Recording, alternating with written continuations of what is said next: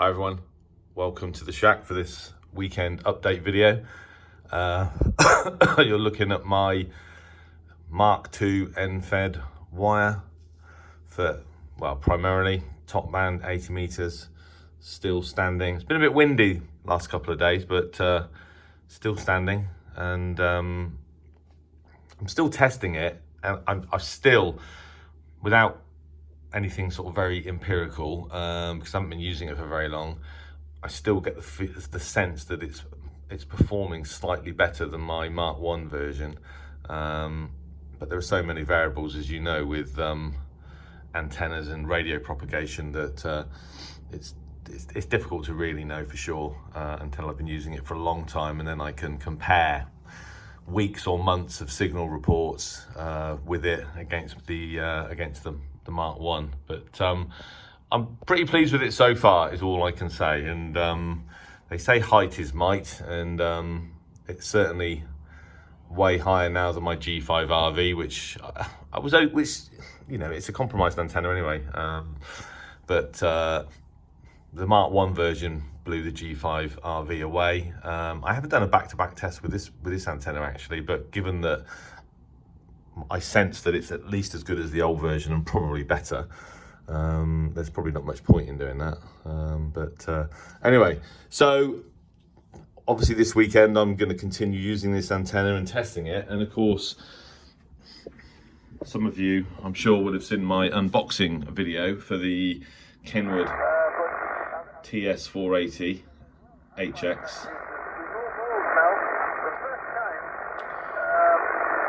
80 meters is really noisy this morning. I mean, I'm going to do a separate video. I've done the unboxing video, which wasn't very interesting, but I said I would do a video on sort of first boot up. But obviously one of the things I'm going to be doing this weekend is testing this radio. I've got to say that it does seem to perform very well on receive. When I've fired it up for the first time and sort of had a tune around with my Mark II antenna, yeah, and then I sort of play, it does seem to me to be you know, a really good performer on receive actually. And I don't even know how old this radio is. I know that it's been around for years. When I took it out of the box, the first thing that struck me was it's actually quite a lot smaller than I thought it was going to be, but I knew it was fairly compact, and I'd even seen Jeff's M0UHF. I'd seen his, sat in front of the thing a long time ago, obviously, but anyway, yeah, I'm really happy with it. Again, I'll do a video, but I've actually managed to bolt it onto the sort of chassis that comes with it and add the handle, but I'll go through all of that when I do a specific video for the radio. But effectively now you can just pick the thing up and carry it away rather than have it in sort of two pieces. And it came with all the sort of various accessories, brackets and stuff for mounting it in a car or hanging it from, you know, under a shelf or whatever. So but I'm most likely to use it like this. So yeah, someone made a comment actually on the this morning. Some of the sort of more pointed comments that always make me laugh, because I read the pointed comments on the site, and then I know that if I look at who made them, it'll be a channel that's got no content, that's got nothing on it. And so the rather pointed comment this morning was, you'd have been better off buying an amplifier and keeping your IC 75756, you know. And I don't know why people just can't just be a bit more sort of open, and you know, it just doesn't make sense that you would just, of all the things on my channel, thousands of videos, lots of good content, lots of excellent content, a lot of effort, time and effort goes into it, and the first time this person ever comments on anything, all they can say is this type of radio gets screwed around with by CBers, and so you'd be better off keeping your old radio and buying an amplifier. Well, thanks very much for that wonderful piece of insight, you know.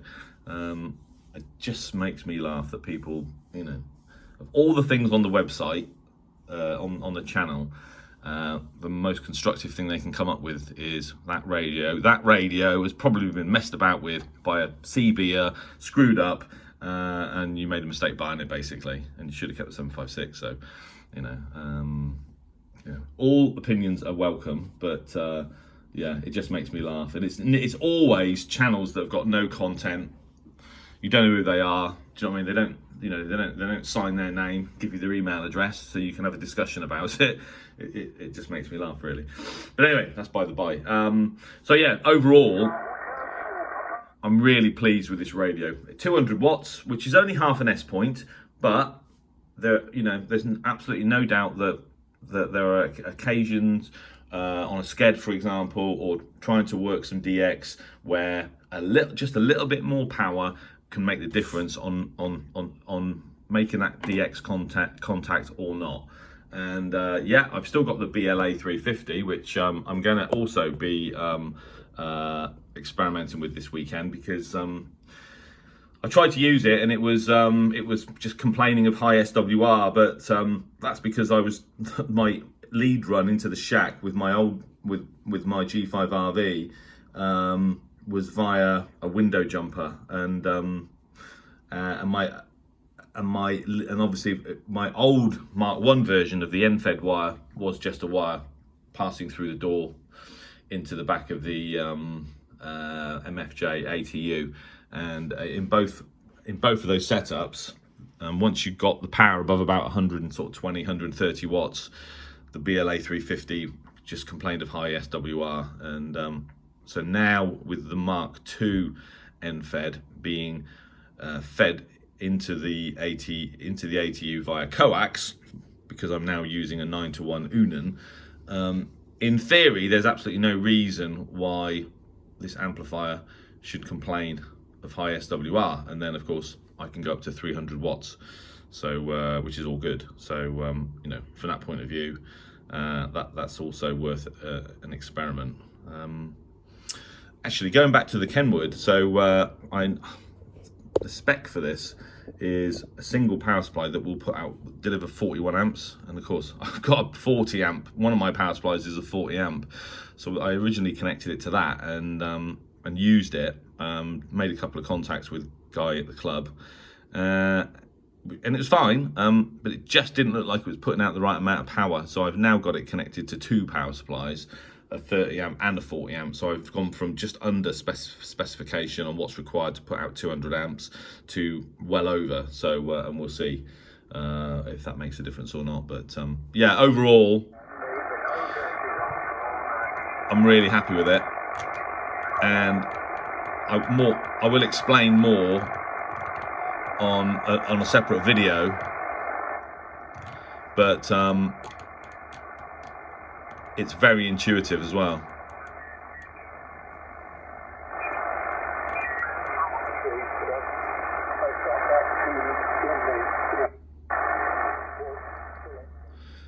Yeah, I mean the multi on here, you can actually offset that. You can adjust that to how many kilohertz it will for every click, which is basically the same as the multi since the firmware update on the 7300. So I don't know whether it was I'm not suggesting they copied the idea, but it is really useful. And I was slightly concerned about having to learn how to use another radio, not because I couldn't do it, but because I've never used a Kenwood and I thought it would take ages. But actually it's all really straightforward. It's amazing once you really understand how to use one one radio, that even though it's a different manufacturer, it was very straightforward. But I did have a lot of help from M0 UHF on the phone, just going through the menus and just setting them up in the same way as his, because he's already saved me about 2 hours reading the manual, although I will read the manual at some point.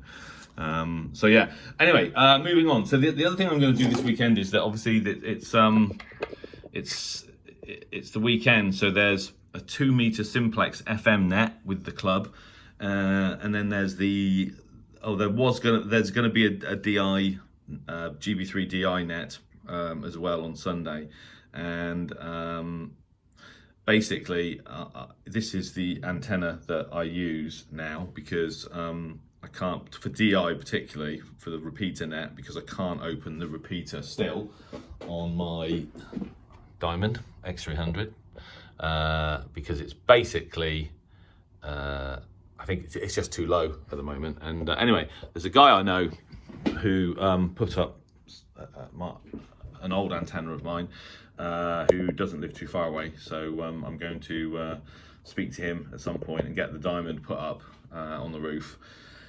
But in the meantime, so this is the antenna I've been using for 2 meter simplex and DI, and when you attach it to the top of a 7 meter pole, I can open the Didcot repeater from home in West Oxfordshire with my Baofeng. You might have seen that video. So as they say, height is might, certainly the case here. And it made me think, hang on a minute, what would happen if I was to use this antenna for FT8 on 2 meters? And I was doing some FT8 on 2 meters the night before last, I think, and my signal was getting out way out into Belgium. I can't remember it on 2 meters, and I can't remember it. I think that must be a record in distance. I would need to check, but basically my signal was getting out pretty far on the diamond.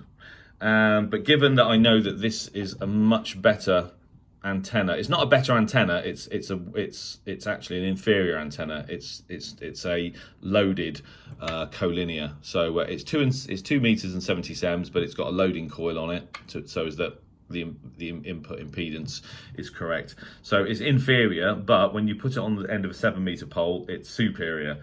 And it just made me think, well, actually, if I was to actually set this antenna up again and on FT8, how far could, or how distant could I work a station on 2 meters, or and obviously, and also be decoded, because on FT8 your signal is going to be decoded at much further distances than a station that you're going to work. That's just how it is with FT8. So I'm going to try that this weekend as well, and that I think that could be really interesting. I'm not really into VHF and UHF beyond having a chat with the guys from the club. It just doesn't interest me so much. But FT8 does interest me, and so I'm definitely going to give this antenna a try. And I'm sure that I will also. I'll record a couple of videos on it. Couple of other things.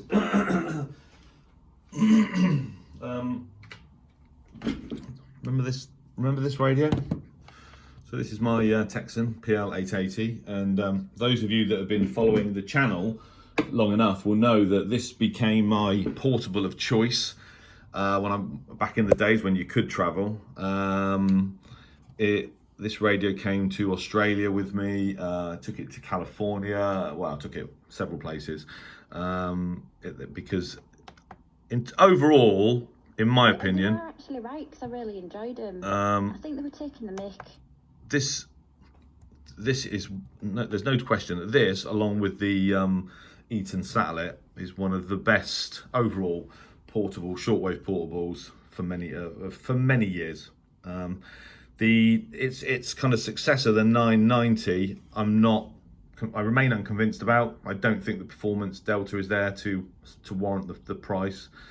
And when I travel again, unless something else comes along, I mean, I will take the Belka with me when I travel next, but the Belka is so small in comparison that you just carry that anyway. But until something really interesting comes along, I think this will remain my radio of choice. Maybe the Eaton Satellite. I haven't used the Eaton Satellite for quite a long time, but I think overall, in terms of sensitivity, selectivity, the Eaton Satellite and the PL880 are basically the same. The audio is better on this radio. The controls are much nicer. This feels like a much higher quality receiver. So I think probably when I do travel again, I am going to end up using this radio unless something else comes along. But I haven't used it actually for a long time. So one evening over the weekend, I'm just going to switch it on, plug it into one of my Wellbrooks, and have a play around with it. I can't remember the last time I did any DXing on this radio, but it was certainly getting on for a year ago, I think. So it just struck me that I hadn't used it for a while. So I'm going to have a play around with that radio this weekend. And then the other thing that that I meant to do is an unboxing video. This is actually an antenna splitter that I kind of ordered. Well, there's a long story to it really. Well, actually there's not, there's a short story to it. It's an antenna splitter and it arrived over a week ago, I think, but I just haven't had time to get around to unboxing it. A bit like the Kenwood TS480HX, just didn't get time to get it out of the box. So I need to do an unboxing video on that, and then as soon as I've done that, I want to basically connect radios to it with one of my antennas. And so if I get around, if I have time this weekend, I need to record that video and put it up so you guys can see it, do the unboxing, and then put it straight to you. So I won't say anything more about it, but you know, I use antenna switches, which is fine. But I actually ordered this around the time when I was testing the ELAD FDM-S3 radio for Radio User magazine, because I knew once I'd been given the job of writing that article, I knew that I was going to want to compare it to the FDM Duo. It was an obvious thing to do, and the best way to do that was to use an antenna splitter, so that you can basically run them both at the same time. But my friend who supplied this, he's a great guy. I'm not going to name him now, but I will do when I do the video. He basically said, look, just wait and I'll get you a splitter, but just wait. And you'll get a much better deal. So I waited, and I got the best deal you can possibly get. But by then I'd written the review and done the testing on the S3, done the comparisons using antenna switch. And as it happened, some smart ass actually wrote, I think, a comment on the site, just basically said, you know, why would you use an antenna switch? Why wouldn't you use a splitter? You know, similar to the message I got regarding the TS480 actually. And without actually sort of bothering to ask any questions or being in possession of the facts, as some people are, like to just give their opinions based on, you know, their own kind of like, well, by feeling a tremor in the force, you know, some people are. But anyway, yeah, I'm looking forward to that, because that's going to be incredibly useful. Having one really good antenna and having several radios attached to it all simultaneously. It's a powered splitter, so there's effectively, you know, none or zero or negligible signal loss. So if I get around to doing that this weekend, I will. So there you go, another update video. You guys, I hope you guys, well, they seem to remain popular. And while they do, I'll continue recording them. Wasn't able to look round the nurseries, and we had to go away. But there we are. Anyway, maybe another time. Okay. Nothing else for me, I don't think. So I'll say 7-3. Have a nice weekend. Looks like it's going to be a cold one. Did have a couple of glimpses of sunshine about half an hour ago, but nothing. There you go. Anyway, thanks for watching. Take care. Leave me some comments on the channel, and I wish you all a happy Easter. Enjoy the weekend, and good DX, and talk to you soon. Thanks for watching. 7-3.